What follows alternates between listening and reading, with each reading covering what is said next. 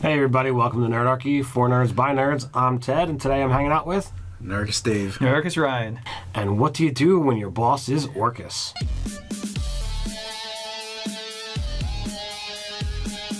Drop down in the description below where you can find Nerdarchy the newsletter, as well as learn how to game with Nerdarchy. Today we have a GM 911 from Mhurod Khemri. Our DM has a Tiefling Warlock who his patron is Orcus.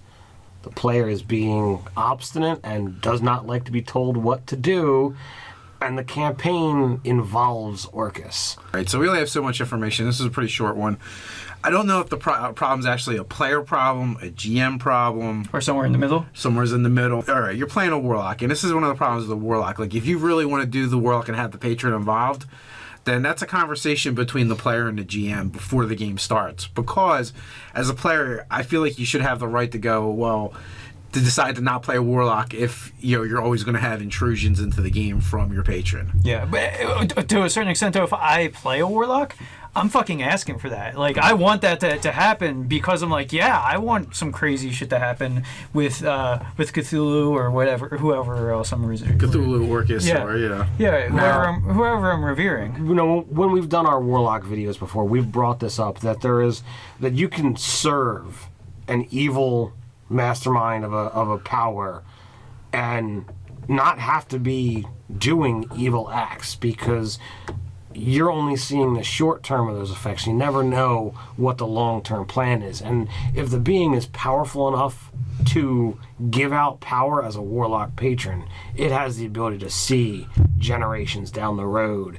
And you don't know that you're enacting these great plans that are going to set this evil being into power 100 years from now, 200 years from now. Who knows? Right. When most people are thinking in years, it's thinking in centuries. Right. Yeah, that's absolutely correct. But the other problem too is, like, a lot of players come to the game and they want to just play. They just want to pick they're picking their class because they like the power. They want the suite of abilities. Yeah, and they're not really thinking of the RP and that kind of stuff that can come along with it, which is fine. They can play that way, or they can go the other way, like you said, and the GM can want it to be that way. All I'm saying is I feel like everybody should be on the same page, Yeah, I agree. and understand what that means. Yeah, I feel like all the sort of paladin, cleric, and warlock are all in that camp of, like, you can't super piss off the thing that you get your power derived from, because you're only the conduit. They can turn off the faucet. Right. Yeah. So if you have actually chosen to do a Warlock, and regardless of whether you've had this conversation with the GM or not, and the GM is saying, okay, here's Orcus, here's you, he's telling you to do something, if you're choosing not to do it, there's going to be penalties.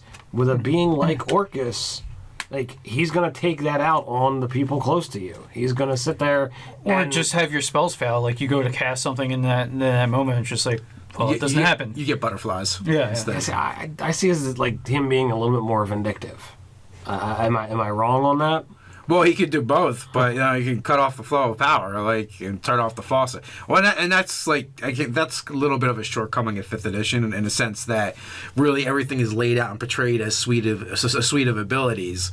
So it's real easy for a player to be like, yeah, I'm just taking these abilities. I'm not worrying about this other stuff, because there's no mechanical consequences listed. Where in previous editions, it talked about that a lot more. Right. Yeah. Well, but you're saying, like, with Orcus being vindictive, like, a lot of the sort of greater entities don't really have fantastic access to the prime material plane. That's why they work through proxies like clerics and warlocks. So really, they can't really affect the reality in the world except for through those conduits. But they can choose to not send power to them. They can choose to not send power, but they're going to have those other conduits that they can. They could have rivals. All right, Ryan over here is not doing what I say. So Dave, you need to put the smackdown on him, or you need to put the smackdown on his mom. Well, I also feel like the other side of that is like perhaps they have limited number of vessels, so every time they have to kind of do that to go correct one, they have to go it's really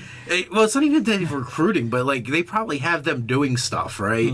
It's like they're not just sitting around waiting for the Orcus to call and go, you know what, Bob needs to be smacked around a little bit today. Can you go murder his mom for me? Well, there is that, but what if he's got the power? Like, all right, I'm gonna give it to somebody else, and like the next session, you don't have your powers, but the person that you beat up last session, he's back with more power than he had previous, and he's coming after you. It kind of comes down to like, how bad did you really piss off Orcus? so I mean, like, and by proxy, your GM as well. yeah. And there's different things that you can do. I think there's two sides to this particular issue. Did they have this conversation in advance, and is there a bit of miscommunication going on, or that's one side, and the other side is like, if he wants to continue using Orcus and he wants to do it, the GM wants to use it in a certain way, and the player's not being cooperative, can he do something to make the player either want to listen or punish him for failure to do what his patron wants? Right, because essentially when you're becoming, so we had said the thing that you may not be aware of the machinations of Orcus, so it might not have the character be doing blatantly evil things, but also too, like, think of any lackey or henchman to a villain. What happens? Like the villain goes into a fit of rage and force crushes the throat of the person giving them bad news or whatever. You're that lackey getting force choked when you're the warlock, in a way, to the deity.